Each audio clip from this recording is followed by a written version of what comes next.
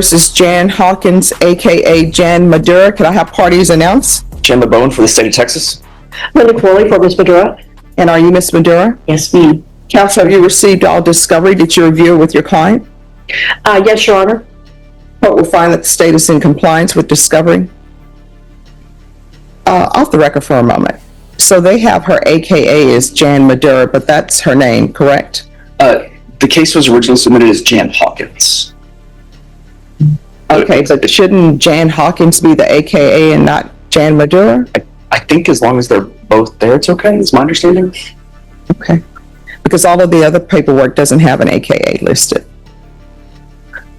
We don't have any objection to that, Judge. All right. We're back on the record. Did you review the application for deferred adjudication with your attorney? Did you understand it and sign it? Yes, Your Honor. And are you Jan Madura? Yes, Your Honor. All right. And you're not Jan Hawkins, correct? No, Your Honor, I'm Jan Madura. Thank you. Did you review the true bill of indictment with your attorney? Did you understand it? Yes, Your Honor. Counsel, do you waive the reading of the indictment? This might sound routine, but this moment matters.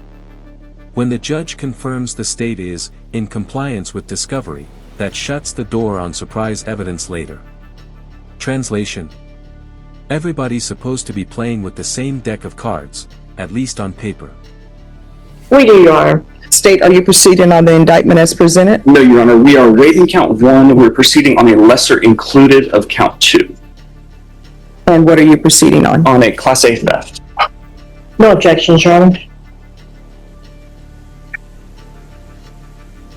All right, did you review the court admonishments with your attorney? Did you understand it? Yes, Your Honor. Notice the judge zeroing in on the name issue here. That's not nitpicking. Identity errors can derail cases fast. Wrong name, wrong paperwork, wrong defendant. Judges take that seriously, because appeals love paperwork mistakes. And did you sign it in electronically sign it in all the appropriate places? Yes, Your Honor.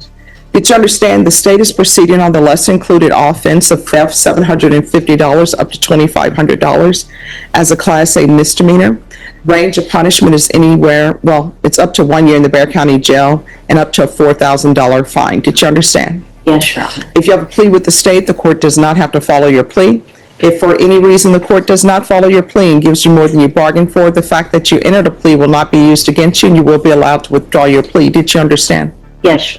You have a right to jury trial, a right for you or your attorney to cross-examine and confront any witnesses. The state will call in the right to remain silent. According to the plea, the state is proceeding on the lesser. This is a quiet but huge pivot.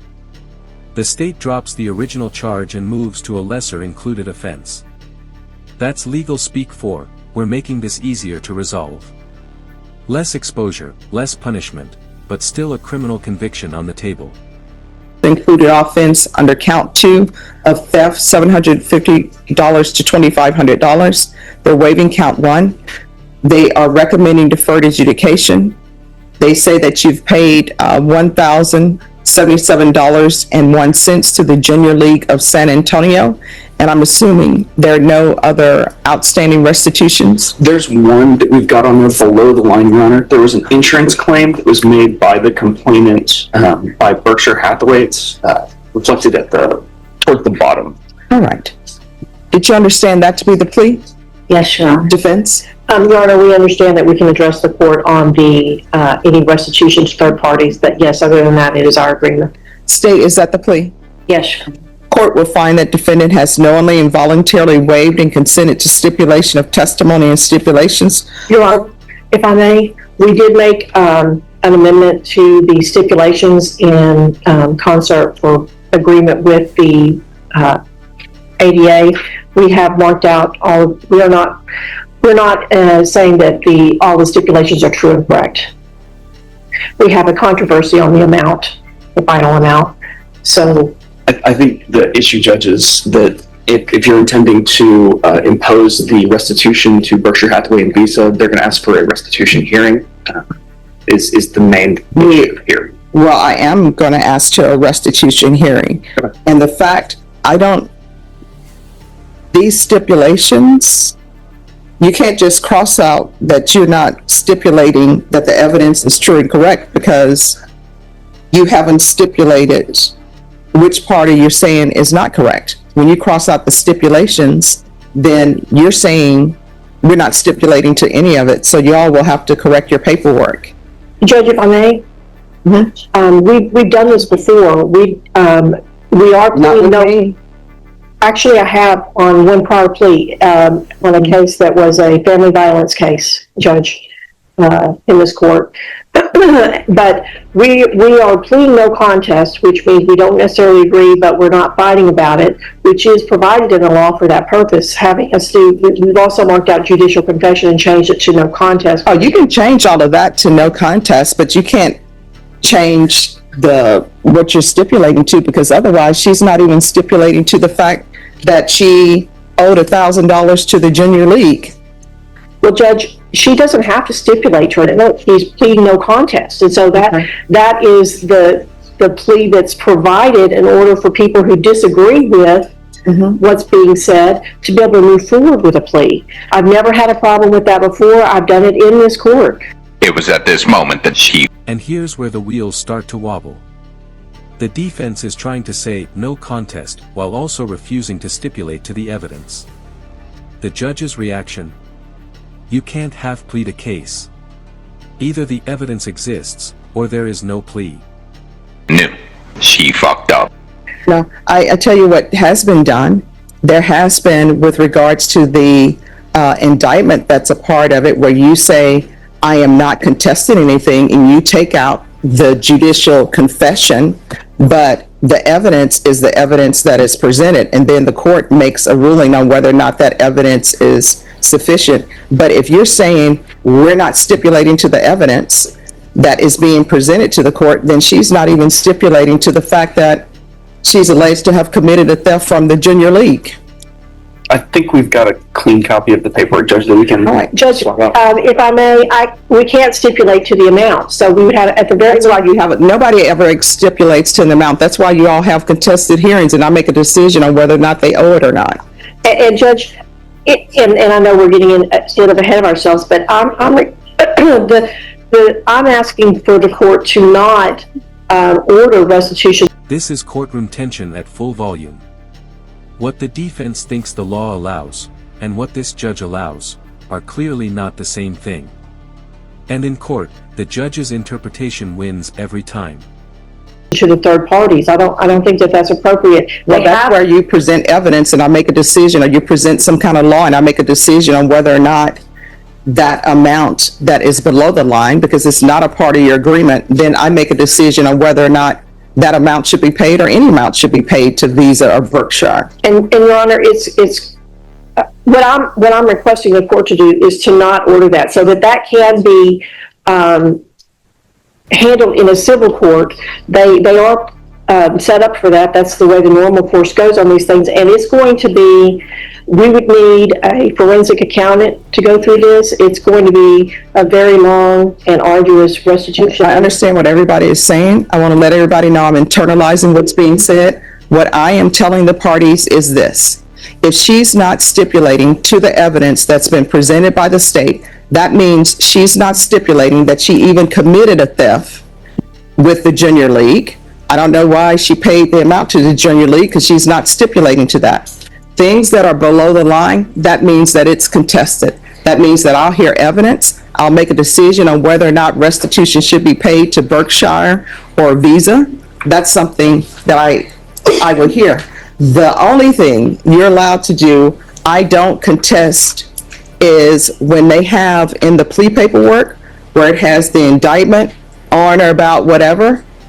That's like on or about whatever I judicially admit. You can scratch that out and you put, I'm not contesting anything. But for the stipulated evidence, the evidence is what's being presented. Otherwise, if you're not stipulating to any of the evidence, then there's no plea. Judge, we're willing to stipulate to everything except the final Then amount. you all need to change your paper. And Your Honor, I know, to press a point on this, it's my understanding, my belief that the law allows us to to not stipulate to true and correct. The judge has the evidence, and the judge can look at that and decide that they find those documents credible and find that they are true. I can't do any of that if y'all are not stipulating to anything. Then everything is a challenge. So this is what I will tell y'all to make it simple. I'm not accepting this plea. Okay, we'll redo the paperwork. Would you accept if we just simply put on that we do not stipulate to the final amount? Y'all do the paperwork, and if y'all want to put in there that the final amount from Berkshire and Visa is contested, which to me, you've already said that. That's why it's below the line. If y'all want to do that, fine. But everything else, no. That line says it all. I'm not accepting this plea. That's the nuclear option. Hours of negotiation just vaporized because the paperwork didn't match the legal reality.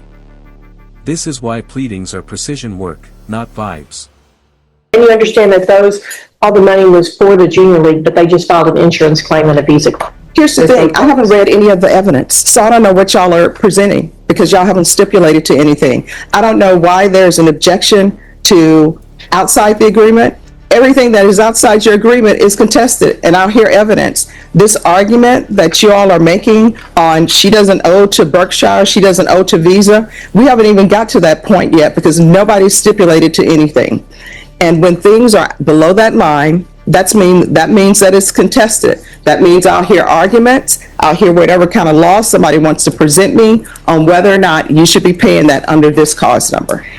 And Judge, the reason I am making this issue is because it says in the documents that higher amount, so we don't want to stipulate to that. So we'll change the document to say that, and we'll reapproach. Oh, y'all need to reprint that entire document out because that's been sworn to. She's been sworn to that specific document by the clerk. And if people start making changes to that document, it's no longer a sworn document. We can do that, Judge. Okay. Thank you. Thank you. Yes, so everything needs to be reprinted and redone. Thank you. All right, who's next? A little longer than a few minutes later. You all have put on here that you're contesting the total amount owed for restitution. Mm-hmm. You're not, because you all agreed that she owed the amount to the junior league. Am I right? So that's not contested. So Judge, if you want to put that in there, you need to put specifically what you're contesting. If you're contesting the insurance company, then you should put the insurance company in there. Otherwise, you're saying you're contesting Judge, may I address it? Sure. I'm the one doing this, not Chandler. So, Judge, what we're contesting is just the final total amount that are in the documents that are contained in State's Exhibit 1. And so that's what I'm trying to put on there, that we're contesting the total amount that they're saying is owed. So you're contesting the amount that they're saying is owed to Berkshire Hathaway and Visa? Yes, indirectly. I mean, in the documents, Judge, in the State's Exhibit, it has that she owes that the total amount for the funds that were taken were $11,000 something. Okay. We agreed to make a payment of the $1,077.01 up front.